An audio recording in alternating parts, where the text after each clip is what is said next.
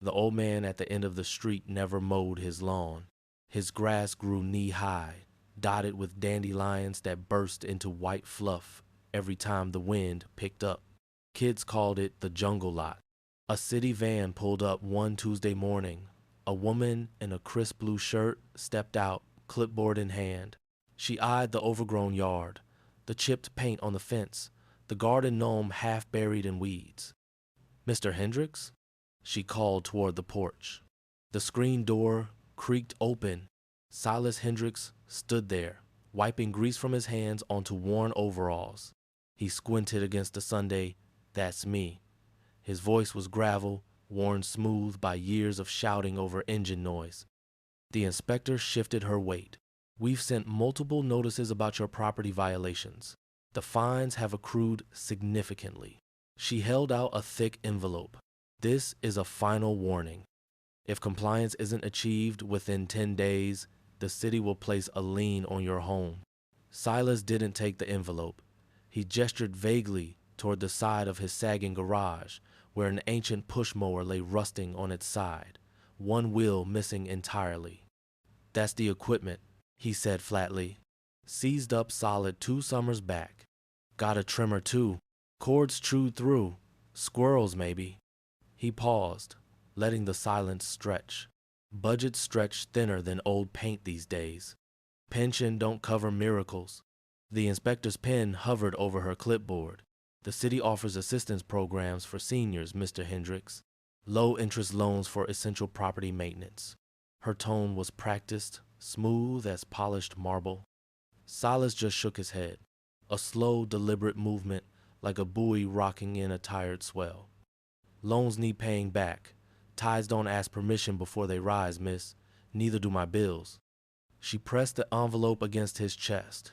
He didn't lift a hand to take it. It slid down his grease-stained overalls and landed softly in the overgrown crabgrass at his feet. 10 days, she repeated, her voice tightening like a winch cable under strain. "Mow the lawn, trim the hedges, paint the fence, or the lien process begins. Foreclosure follows." "This isn't a suggestion."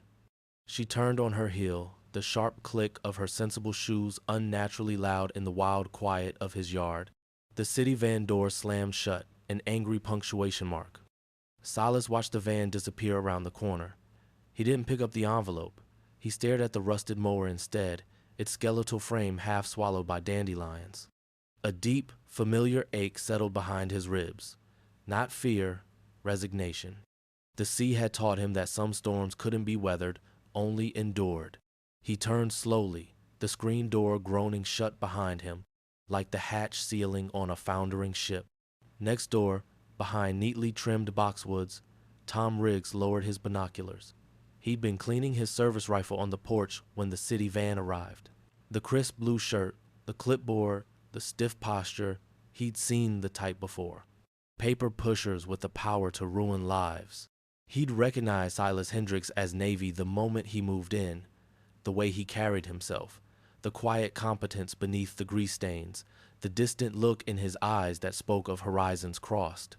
The inspector's dismissal, the envelope dropped in the dirt, it scraped against Tom's Marine Corps sensibilities like sand in a boot. Nobody treated an old salt like that, not on his watch. He set the rifle down, a plan already forming, sharp and clear as a tactical map. Silas sat at his kitchen table, the city's envelope unopened beside a chipped mug of cold coffee. Sunlight streamed through the grimy window, illuminating dust motes dancing over the cracked linoleum. The familiar weight of the Sea Anchor keychain in his pocket felt heavier than usual. He traced its outline absently. Foreclosure. The word echoed like a foghorn in the stillness. He'd faced typhoons and rogue waves, but this slow, bureaucratic squeeze felt different, more insidious. He couldn't fight it with muscle or seamanship. He closed his eyes, the smell of salt spray and engine oil, a phantom memory. Giving up the house felt like scuttling his last ship, but what choice did he have?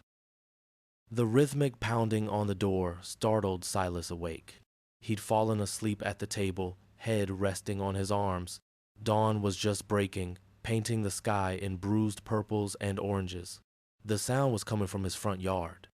He shuffled to the window, rubbing sleep from his eyes. Tom Riggs stood knee-deep in the jungle grass, wielding a wicked-looking scythe with practiced, economical strokes. Tall stalks of Queen Anne's lace and crabgrass fell in neat swathes around him. Beside the rusted mower lay a gleaming, professional-grade brush cutter and 2 gallons of fresh white paint. Tom paused, wiping sweat from his brow, and gave a curt nod toward the house. No smile.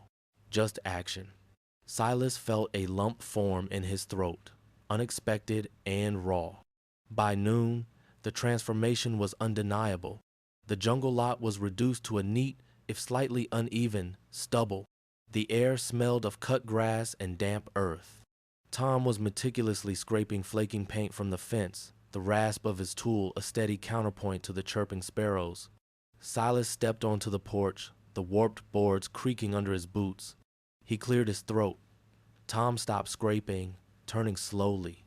Silas looked at the trimmed yard, the tools, the man covered in grass stains and paint flecks. He didn't offer thanks. Instead, his gravelly voice cut through the quiet. "They'll be back, you know. This ain't over." Tom met his gaze, his own eyes flinty. "Let 'em," he said, the words clipped, final. He picked up a paintbrush, dipped it deliberately into the white paint. "We ain't sunk yet."